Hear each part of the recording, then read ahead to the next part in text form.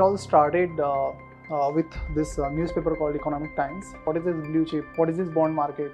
एक साल में एक ही वीडियो में बना पाए, एक या दो. हर साल में एक या दो ऐसे महीने आते हैं. Not necessarily people generally believe that कि बाय कर रहे तो अच्छी बात है, सेल कर रहे तो गलत बात है. तो हमने उनसे यही पूछा था कि पापा को 80 लाख रुपए जा रहे तो what your father is doing in the company. Hey hi Prasad, welcome to the show. So हम आपका यूट्यूब चैनल काफ़ी टाइम से फॉलो कर रहे हैं, you know, like seeing you talk about finance and investing concepts इतना इजी वे में, ताकि you know new investors in the market, इन लोग को भी समझ में आ जाए. तो काफ़ी इंस्पिरेशनल है वो. So thank you so much for doing this for us today. And before we get in to you know आप इन्वेस्टिंग कैसे करते हो, कंपनीज कैसे एनालाइज करते हो, let's start from the beginning थोड़ा. Tell us how did you get started with investing, you know, what was your first brush with investing? So, it all started with this newspaper called Economic Times. तब मैं यही मुंबई के माटुंगा में विजिटे college में पढ़ रहा था. एंड हॉस्टल में वन ऑफ माई रूममेट्स, उसका एक दोस्त था, और एंड वो इकोनॉमिक टाइम्स लेके आता था और वहाँ पर रूम में ही पढ़ा रहता था.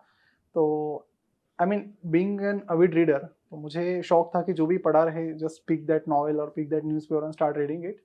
तो खाली टाइम में वही मैंने पढ़ना शुरू किया. And then when I read about it, so I liked, कि ये जो भी बता रहे हैं दिस समथिंग इंटरेस्टिंग.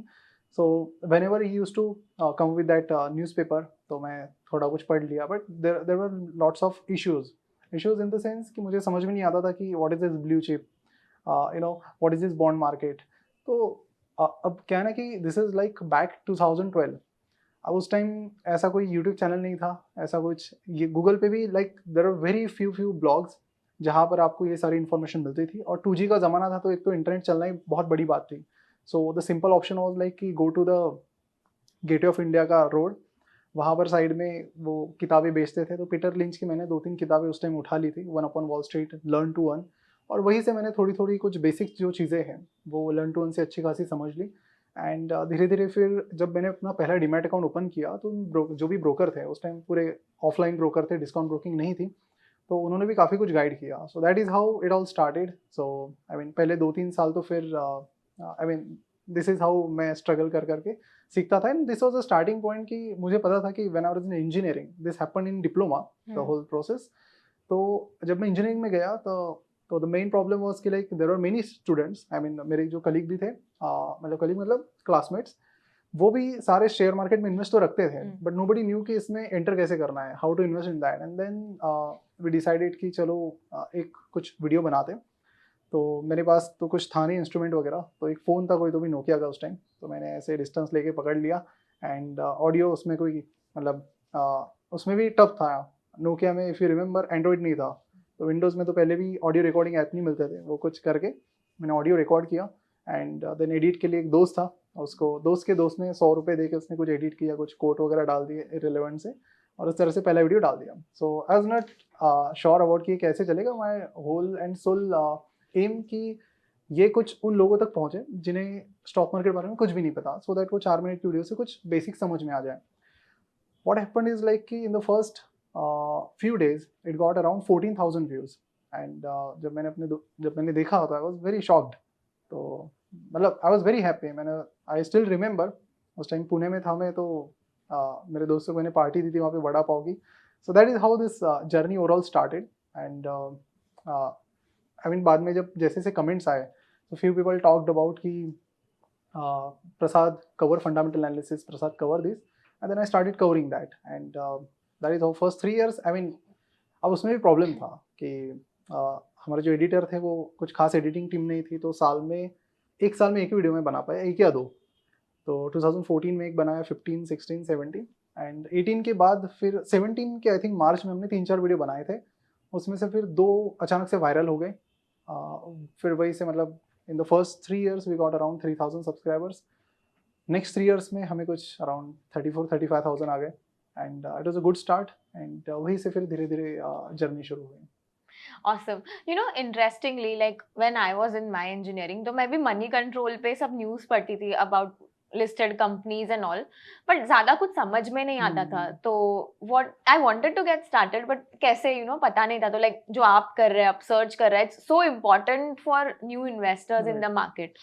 तो आपके यूट्यूब चैनल पे आपने कई कंपनीज को डिकोड किया है, एनालाइज किया है, उनका fundamental analysis, detailed videos, but I want to talk about आपका portfolio, like when you are building your own portfolio, how do you pick the stocks, analyse them, वो कैसे करते हो आप? सो आई मीन अगर मैं इंडिविजुअली बात करूँ तो I am very value conscious. I don't buy throughout the year. I buy whenever there are opportunities. हर साल में एक या दो ऐसे महीने आते हैं जब मार्केट में करेक्शंस आता है. That is the time when I go and grab it. So that is about stock buying. But picking की जो प्रोसेस है मैं थ्रू आउट ईयर चलने देता हूँ. I keep looking for the stocks and so मेरे जनरल पैरामीटर्स यही है कि it should be from service industry. मेरा मतलब अराउंड 75 से ज़्यादा जो पोर्टफोलियो है, 75% ज़्यादा that is into service industry. Another parameter जो मैं क्लोजली ट्रैक करता हूँ कि 20% की नेट प्रॉफिट मार्जिन होनी चाहिए. थोड़ा बहुत प्लस माइनस ऊपर नीचे चलेगा, बट अगर ऐसा है कि 10% के नीचे की प्रॉफिट मार्जिन है तो that is something that avoid.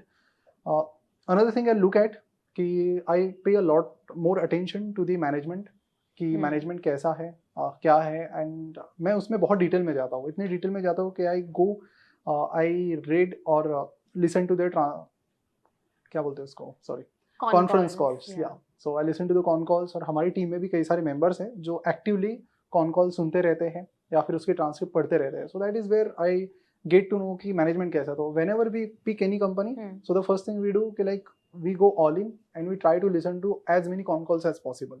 YouTube पर इजीली अवेलेबल होते हैं. वहाँ से एक बेसिक अंडरस्टैंडिंग आती है. मतलब आई स्टिल रिमेंबर कि देयर वॉज अ गाय, जब टफ क्वेश्चन पूछा गया then he used to like divert करते थे मतलब. So we never pick that. एक ऐसी कंपनी जिसमें होल्डिंग भी थी, बट यू नो जब टफ क्वेश्चन पूछेंगे मैनेजमेंट एरोगेंट हो जाते थे. तो दैट इज नॉट समथिंग कि लाइक इस तरह के मैनेजमेंट को हम तो मतलब जनरली प्रेफरेंस नहीं देते. तो we look for the management जो जेन्युइन है. एंड आई मीन वो एक वहाँ से पता चलता है, बट ऑफकोर्स ग्रोथ वगैरह हम फाइनेंशियल से देखते हैं. Another important thing that I look eight is like related party transactions. Again big part of management analysis कि किस तरह से पैसा फ्लो हो रहा है. I mean I know company जो मतलब बहुत पॉपुलर है and crazy related party transactions. तो हमने एक बार हमसे फाउंडर से बात की थी, मतलब तो हमने उनसे यही पूछा था कि पापा को 80 लाख रुपए जा रहे, तो what your father is doing in the company. He said कि ही इज अ एडमिनिस्ट्रेटर. सो मतलब ऐसा क्या कर रहे हैं कि 80 लाख रुपीज ले रहे हैं. तो he couldn't explain. He said कि नहीं I mean do you anything ask, नहीं तो चलो. तो that is how I mean मतलब थोड़ा बहुत आइडिया आ जाता है मैनेजमेंट के बारे में.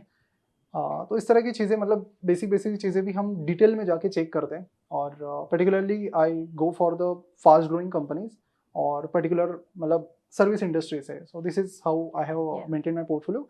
Another important thing that I would like to highlight is like many of the beginners who start, उनका ये होता है कि जब भी वो मार्केट में आते हैं then they have the portfolio now. जब भी सडन अप हो जाता है they feel very happy, sudden down हो जाता है दे आर वेरी सैड. तो I think if you are investing for the long term, आपका पर्सपेक्टिव होना चाहिए कि I am playing for a very long term. 5 साल है, 7 साल है, 8 साल है. तो अगर वो 20-30% डाउन जाता है and you have the conviction कि ये कंपनी फंडामेंटली स्ट्रॉन्ग है, इसके पीछे का बिजनेस बहुत स्ट्रॉन्ग है जिसे मैंने समझ लिया है, तो you should be worried, right.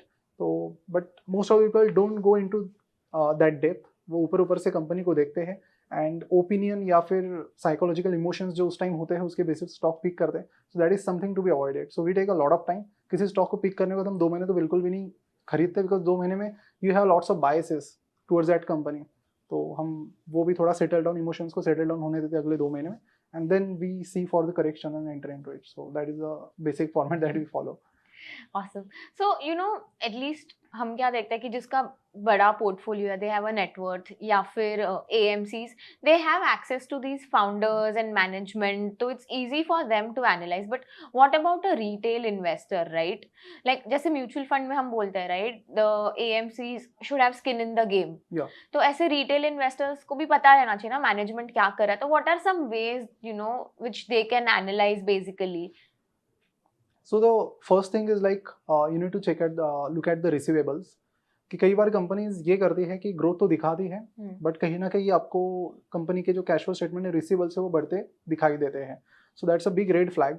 कि एक चीज़ तो आपको ये देखनी है कि there are lots of companies जिन पर इन्वेस्टर्स का प्रेशर होता है to grow very very fast. तो इसीलिए प्रॉफिट एंड लॉस मैनिपुलेशन मतलब मेरे हिसाब से तो मतलब काफ़ी लोग करते हैं. एंड इसमें होता ही है कि they might manipulate revenue, they might manipulate profit, but it's very difficult to manipulate cash flow. तो लुक एट द रिसीवेबल्स जो जिस हिसाब से बढ़ रहे हैं एंड उसको cash generate from operating activities से आप नेट प्रॉफिट को अगर कंपेयर करते हैं तो यू गेट फेयर आइडिया कि what is happening in that company. So that's a one thing. Another thing, जैसे मैंने आपको बताया कि रिलेटेड पार्टी ट्रांजेक्शंस, उसके अलावा शेयर होल्डर्स प्रमोटर्स की जो होल्डिंग है उस पर भी आप ध्यान दे सकते हैं कि they are selling. Not necessarily people generally believe that कि बाय कर रहे हैं तो अच्छी बात है, सेल कर रहे हैं तो गलत बात है. तो you need to find out the logic behind that कि why they are selling, why they are buying. And buying selling is like just one factor. उसके पीछे ये भी आपको देखना पड़ेगा कि उसमें से कितने शेयर्स उन्होंने प्लेज रखे हैं. If the pledging is high, that is also another rate factor. So I mean as far as management is concern, we look at some of this factors. So a lot of time जब new investor आता है market में, right, beginners luck, अब जो Yeah. कहना चाहो वो, first उसमें शायद प्रॉफिट बना लिया, सेकंड उसमें बना लिया, and then they get trapped in those pump and dump schemes and everything, penny stocks का. तो what are your thoughts on it, and do you invest in penny stocks? So, I mean, I invest in micro cap stocks, but I mean price wise penny stock रहेंगे, but market cap wise I don't invest in penny stocks. All the portfolios, I mean 100 crore minimum market cap रहेगा, उससे ज़्यादा ही है बाकी का. तो I mean penny stocks का ये होता है कि you don't have lots of information. penny stock के बारे में आपको प्रोडक्ट ही नहीं पता होते, कई बार मैनेजमेंट के बारे में आपको पता नहीं है. आपको कई बार प्रोडक्ट मतलब you don't know anything about that, so you are just betting. So I have seen lots of people who are betting on small, मतलब छोटे छोटे स्टॉक्स जो मतलब जब वोडाफोन आइडिया 100 के ऊपर था तब लोगों का ज़्यादा इंटरेस्ट नहीं था जितना इंटरेस्ट अभी है जब वो 7 रुपये में है. Same is the thing happened with yes bank that I have seen.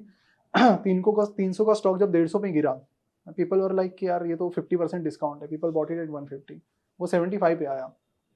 Then लोगों ने सोचा कि चलो और डिस्काउंट में खरीद लेते हैं, और गिरता चला गया. Now it couldn't come back to that level again, right. So I mean penny stocks is of course बहुत सारे SMS आते हैं, ऑपरेटर्स भी वहाँ पर चलते हैं. But I think if you have that, I mean generally लोग बोलते हैं कि Titan was a penny stock. It was on, may be it could be a penny stock price wise, but market cap wise कभी भी उतना penny stock नहीं था. तो आई मीन पेनी स्टॉक में अगर आप जाना चाहते हैं तो यू शुड क्लियरली नो कि कंपनी का प्रोडक्ट क्या है, कैसे वो बढ़ सकता है, और कंपनी का मैनेजमेंट जेन्युइन है या नहीं. And it's very difficult to find. I mean आप नाम तक पता करना बहुत मुश्किल है, तो बाकी चीज़ें तो I mean very tough. No, but with Titan again, it comes from a group of companies, right? So yeah. वो थोड़ा reliability factor आ जाता है उसमें. So talking about big companies, big investors, तो इंडिया में कई सारे popular investors हैं, and time and again we keep seeing their portfolios. तो ऐसा कोई एक investor है जो आप personally you look up to, and क्या आप उनके portfolio changes closely track करते हो? So my favorite investor is Charlie Munger. So वो तो mainly US में करते हैं, और मेरा प्रेफरेंस नहीं है US का, because I feel like कि इंडिया में ज़्यादा ग्रोथ है. एंड जनरली जो भी इंडिया के जो सक्सेसफुल इन्वेस्टर्स हैं, ट्रेंड लाइन पे आप you can see their portfolio in the superstar section. तो वहाँ पर I do look at those कि what they are buying, what they are selling. But I have never copied anyone और never bought, because maybe their stock picking, और फिर हर किसी का अलग अलग है. आई मीन आशीष धवन की स्टाइल अलग है, आशीष कचोलिया की अलग है, विजय केडिया की अलग है. तो I think it is up to you कि किस स्टाइल को आप, मतलब आपको क्या सूट कर रहा है. तो मुझे जो सूट कर रहा है शायद वो मुझे ही सूट कर रहा है. तो and day by day as the investment scenario is changing, आपको भी अपडेट होते रहना पड़ता है. बिकॉज मतलब I mean there are lots of factors. I mean copy करके, I mean if you look at all the successful investors, 10 में से हार्डली 2 स्टॉक उनके चलते हैं. ठीक है, तो और फिर कौन से चलते हैं वो नोबडी कैन प्रेडिक्ट कि कौन से चलेंगे. But the real beauty is in की होल्डिंग दो stocks. So most of people, बहुत सारे, अब यू ओनली थिंक कि मिस्टर झुंझुनवाला का अगर सबसे बड़ा पोर्टफोलियो में गेम चेंजर है तो वो टाइटन है. 2003 में उन्होंने बाय किया. So was he the only one who bought Titan in that year? There would be many people, but they couldn't hold, right. They didn't, I mean उनको conviction नहीं था, बिकॉज शायद उन्होंने उतना डिटेल में एनालिसिस नहीं किया था जितना मिस्टर झुंझुनवाला का था. तो जब वो 3 रुपीज़ या 4 रुपीज़ से 27 रुपीज़ चला गया 3 साल बाद, उन्होंने फिर भी उसको होल्ड करके रखा. और 2-3 साल बाद जो 100 गया उन्होंने फिर भी होल्ड करके रखा. वो 2500 का गया, फिर उन्होंने होल्ड करके रखा. हाँ, जितना चाहिए था उन्होंने उतना बेचा. बट या आई मीन वो कन्विक्शन तभी आता है जब आप कंपनी के प्रोडक्ट्स, मैनेजमेंट को सही से पहचानते हो. और मेरे हिसाब से यहीं पर थोड़ा जो लोग हैं वो कहीं ना कहीं थोड़े बहुत आगे पीछे हो जाते हैं. एंड आई थिंक कई लोगों में शायद कन्विक्शन हो तो भी वो ग्रीड एंड पेशेंस yeah. का प्रॉब्लम आ जाता है Yeah, yeah. थोड़ा. So let's talk about your portfolio. How many stocks do you have and how often, do you review it and rebalance it? So I have around 16 to 17 stocks in my portfolio, and there are another 15 जो list लेके मैं बैठा हूँ. And मतलब हर बार मुझे ये लगता है कि I should buy, but again मतलब हर बार मुझे पीटर लिंच का वो कोट याद रहता है कि मतलब जितने बच्चे आप पाल सकते हैं तो उतने ही आप मतलब स्टॉक्स ले लो. तो मुझे पता है कि 12 13 14 मैं पाल सकता हूँ. आई कैन मतलब रिव्यू में जनरली 6 महीने में करता हूँ, एंड 6 महीने में आई लुक एट कि देयर प्रॉफिट ग्रोथ और बाकी चीज़ें कैसे चल रही है. और प्रोडक्ट वाइज हम थोड़ा जाते हैं, मैनेजमेंट देखते हैं कि बाकी चीज़ें तो सही है वहाँ पर. तो ओवरऑल सॉरी मैं क्वेश्चन क्या था? Your portfolio and how often do you हाँ rebalance हाँ it? Okay, rebalancing. तो दिस इज समथिंग दैट और बाकी मतलब ऐसा होता है ना कि Jony Ive was the designer of Apple, he used to say that कि आपके पास इतनी मतलब फोकस क्या है. तो आपके पास सुबह उठते इतनी जबरदस्त आइडिया आती है, still you don't pick it because आप किसी एक चीज पर फोकस ऑलरेडी कर रहे हैं. So that is very important. So almost every month we come with a stock idea जो आई मीन हम लेना ही लेना चाहते हैं, but again we need to think like कि वो 15-17 जो है उसी को मेंटेन करके चलना है. तो उसमें अगर हम ऐड कर रहे हैं तो लिमिटेड ही हो. तो उस तरह की चीज़, and that's very very tough process, very very tough Yeah. Process. Sometimes you have to regret कि ये क्यों नहीं किया, वो नहीं किया, but that is a part of the investment. So as far as reviewing is concerned, every 6 months I do review the business rather than the share price. I generally don't track the share price, इसलिए वो उसके emotions का मुझ पे फर्क ज़्यादा पड़ता नहीं है. एंड या Awesome. So let's say कि कोई न्यू इन्वेस्टर है मार्केट में 25-30 year old 2-3 साल जॉब किया है, they want to get started with investing, तो व्हाट डू यू सजेस्ट, क्या करना चाहिए, म्यूचुअल फंड्स या डायरेक्ट स्टॉक्स? आई थिंक जैसे कि अगर आप कोई भी गेम प्ले करते हो, कोई भी स्किल आप सीख रहे हो, तो it takes time to learn. So investment के बारे में होता ये है कि everybody wants to become a superstar overnight, कि मैं 10x रिटर्न निकालूँ, 2x 3x अपना पैसा करूँ महीने भर में. And nobody wants to actually put some time to learn that skill. तो अब यही एक बहुत बड़ी प्रॉब्लम है. मतलब इसीलिए बहुत सारे लोग मार्केट में आते हैं, पैसा गवाते हैं और बोलते हैं कि शेयर मार्केट जुआ है. That is very common thing that is happening. तो मेरे हिसाब से I think if you focus on जो भी बिगिनर है, तो पहले आपका फोकस यही होना चाहिए कि शुरुआत के 1-2 साल में सीख लूँ. ठीक है, आप म्यूचुअल फंड को सीख लीजिए, आप स्टॉक्स को सीख लीजिए, and start with as minimum as possible. Don't start with like 50,000 60,000, 2,000 3,000 से शुरुआत कीजिए, एंड देन चीज़ों को समझिए आप. ठीक है, पैसा आपका जाएगा आएगा, मोस्ट प्रोबेबली जाएगा, बट आप चीज़ों को सीखिए. एंड वो जो प्रोसेस है, लर्निंग प्रोसेस जो 1-2 साल की शुरुआत की, that is the most important point. बहुत सारे लोग तभी बहुत सारा पैसा डालते हैं, ओवर कॉन्फिडेंस में भी पैसा गवाते हैं. So Malcolm Gladwell, who has written some amazing books like Outliers and Tipping Point, he always says that कि for an individual it takes generally 10,000 hours to master a skill. So 10,000 hour अगर मैं बात करूँ, तो अगर आप अच्छा खासा टाइम भी दे रहे हैं किसी स्किल को सीखने में, तो आपको 4 से 8 साल लगते हैं. ठीक है, उसमें मास्टर बनने के लिए. तो अगर आप उस चीज़ के लिए रेडी हैं, तो you should go with stocks. अगर आप नहीं हैं, तो you should go with mutual fund, because वो फंड मैनेजर उतना टाइम दे चुके हैं अपने स्किल को बनाने में. Yeah. तो आई थिंक So, काफी global investors and fund houses are investing in India. Lot of uncertainties in China. So the attention is now coming to India. And तो क्या ये अपना decade है? Like, what is your view on the India growth story? So I believe that India is a land of opportunities, and जितनी opportunities यहाँ पर हैं, that is the whole and sole reason I don't invest in other countries, because अगर यहीं पर growth है इतनी सारी, तो why to go to US market or some other markets. So I mean our team members and मैंने भी 1-2 बार try किया है इन्वेस्ट करने का, but we have observe and we found that कि इंडिया जैसी अपॉर्चुनिटी और कहीं पर नहीं है. तो if you focus a lot of time here invest करने में और अच्छे स्टॉक सिलेक्ट करने में, तो काफ़ी कुछ अमेजिंग स्टोरी की हर किसी की बन सकती है. एज फार एज बाकी ग्रोथ फैक्टर्स को देखें, तो मुझे मतलब माइक्रो हो या फिर मैक्रो इकोनॉमिक फैक्टर्स हैं, सारे मुझे पॉजिटिव लग रहे हैं. एंड जब अभी मतलब 1-2 साल पहले भी अगर हम देखें 2022 में, जब जर्मनी और बाकी, जर्मनी तो रिसेशन में चला गया था, कुछ और कंट्रीज भी they were on the verge of recession, पर इंडिया को ज़्यादा कुछ फर्क नहीं पड़ा. सो आई डोंट थिंक अभी जीएसटी कलेक्शन अगर मैं एक पैरामीटर देखूँ, तो that is increasing like anything. And बाकी चीज़ें भी मतलब एवरीथिंग इज ग्रोइंग हियर. अभी आउटसोर्सिंग में, मैन्युफैक्चरिंग में जो अपॉर्चुनिटीज़ नहीं थी, चाइना से जो इंडिया आ रहे, Tata group is also entering into it. तो I think crazy opportunities manufacturing sector, crazy opportunities in service sector, हर जगह पर अपॉर्चुनिटीज हैं. नाउ हम कैसे ग्रैब करते, दैट इज अ क्वेश्चन. अगर अच्छे से ग्रैब कर पाए तो ग्रोथ ज़्यादा होगी, नहीं ग्रैब कर पाए तो भी ठीक ठाक ग्रोथ होगी. सो that is I could say, but it's like heads you win till you don't lose much. So that kind of stories right now in India. So Covid के टाइम पे फार्मा स्टॉक्स चल गए थे, अभी PSU stocks. What is the next sector do you think जहाँ पे rally आने वाला है? आई मीन प्राइस वाइज अगर देखें तो मतलब आई लुक एट द कंपनीज जो फॉरएवर थोड़ी बुलिश रहे एटलीस्ट अगले 7-10 ईयर्स के लिए. तो बैंकिंग इज अ सेक्टर जहाँ पर मतलब अगर आप लोन का कंजम्पशन देखेंगे तो इट इज इंक्रीजिंग, एंड उसके बेसिस पर NBFC भी काफ़ी तेज़ी से बढ़ रहे हैं. सो banking and NBFC is something कि मतलब धीरे धीरे मतलब हम भी वेस्टर्नाइज हो रहे हैं. तो क्रेडिट इकोनॉमी जो उनकी है फिलहाल इंडिया में नहीं है, तो वो धीरे धीरे आ रही है. People are relying on loans. I mean even though people are earning much compare to what they used to earn. मुझे लगता है कि मतलब 30,000 सैलरी वाला 40,000 के खर्चे कर रहा है, जो 10,000 है वो फिर क्रेडिट कार्ड से या फिर बाकी लोन लेके कर रहा है.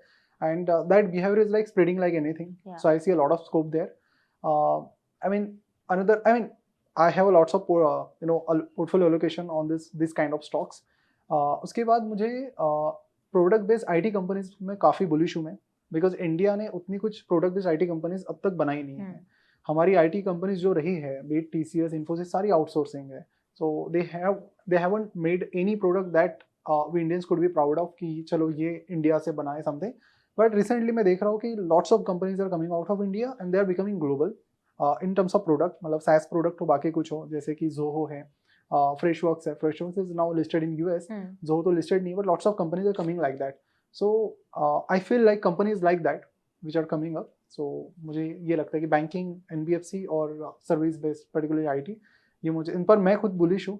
तो हर किसी की मतलब चॉइस होती है. मतलब मैं पर्सनली मुझे मैन्युफैक्चरिंग समझ में नहीं आता है, so I don't invest. But apart from that अगर मैं किसी इंडस्ट्री को देख रहा हूँ तो ये 2-3 सेक्टर्स है जो मुझे काफ़ी अभी अच्छी पोजीशन में लग रहे हैं.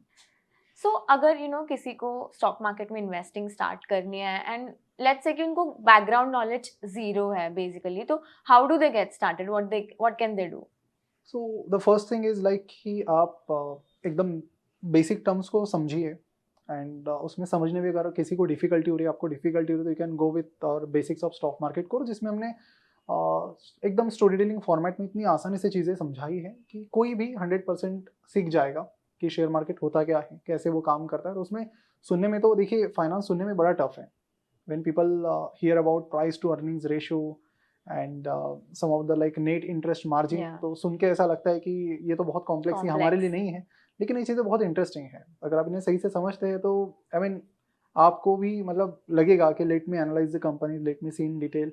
तो ये सारी चीज़ें हमने बहुत आसान भाषा में यहाँ पर समझाई है. और उसका एक एडवांस भी पार्ट हमने लाया, फंडामेंटल एनालिसिस, जहाँ पर आप और एडवांस लेवल में चीज़ें सीख सकते हैं. किसी भी कंपनी को एनालाइज करना हो, उसके फाइनेंशियल रेशियोज चेक करने हो, सारी चीज़ें वैल्यूएशन से लेके. So and very very in very simple language, तो जो कि आपको कहीं पर भी मिले. So that is what we had right, simple Hindi भाषा में अपनी सिंपल से समझाया है. तो उसके लिए आप जा सकते हैं.